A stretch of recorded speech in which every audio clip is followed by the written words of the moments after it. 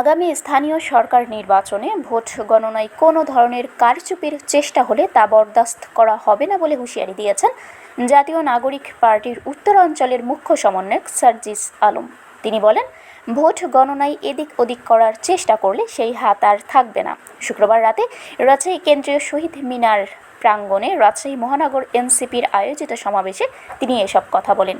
সার্জিস আলম বলেন, আমার আজকে পাওয়ার আছে, আজ পাওয়ার খাটিয়ে কাজ করে নিলাম, যেদিন পাওয়ার থাকবে না সেদিন 2 পয়সার মূল্য দেবে না।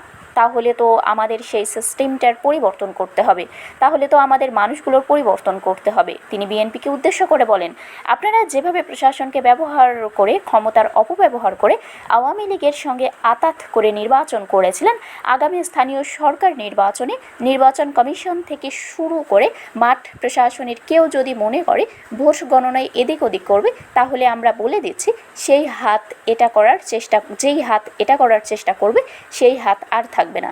সমাবেশে বক্তব্য দেন এনসিপির যুগ্ম আহ্বায়ক ও কুড়িগ্রাম 2 আসনের সংসদ সদস্য আতিক মুজাহিদ, সারোয়ার তুষার, যুগ্ম সদস্য সচিব সাইফ মুস্তাফিজ, রাজশাহী বিভাগীয় সাংগঠনিক সম্পাদক ইমরান ইমন এবং জাতীয় নারী শক্তির সভাপতি মনিরা শারমিন।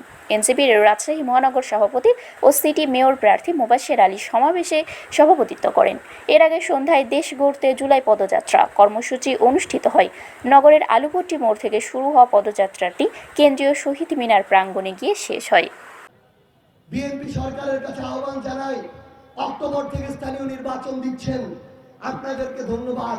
কিন্তু মনে রাখবেন, প্রশাসনকে ব্যবহার করে, ক্ষমতার অপব্যবহার করে, পেশি শক্তির প্রয়োগ করে, কালো টাকার ব্যবহার করে, আওয়ামী লীগের সাথে ইন্টারনালি আঘাত করে যেভাবে ওই নির্বাচনকে আপনারা প্রভাবিত করে বিজয়ী লাভ করেছিলেন, আগামী স্থানীয় নির্বাচনে নির্বাচন কমিশন থেকে শুরু করে মাঠ প্রশাসন কেউ যদি মনে করে আমাদের একটা ভোটের অধিকার, একটা ভোট গণনায় বিন্দু মাত্র এদিক ওদিক হবে, আমরা বলে দিচ্ছি স্থানীয় নির্বাচনে যেই হাত এটা করার চেষ্টা করবে সেই হাত আর থাকবে না ইনশাআল্লাহ।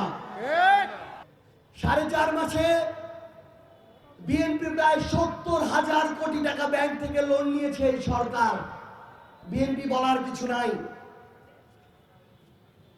বিএনপি আগের ওই ব্যাংক চোরদেরকে আবার ব্যাংক ফিরিয়ে দেওয়ার জন্য ব্যাংক রেজুলেশন আইন বাস্তবায়ন না করার পায় তারা শুরু করেছিল।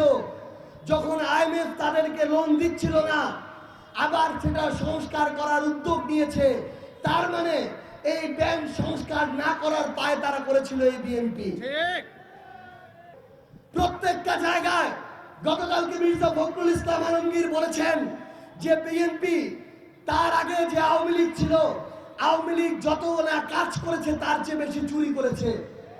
আমরা তার কথাকে সমর্থন জানাই, কিন্তু আমরা বিএনপির কাছে জানতে চাই, যারা কাজের চেয়ে চুরি বেশি করলো, বিগত 4.5 মাসে ওই চোরের বিরুদ্ধে আপনারা কি ব্যবস্থা নিয়েছেন?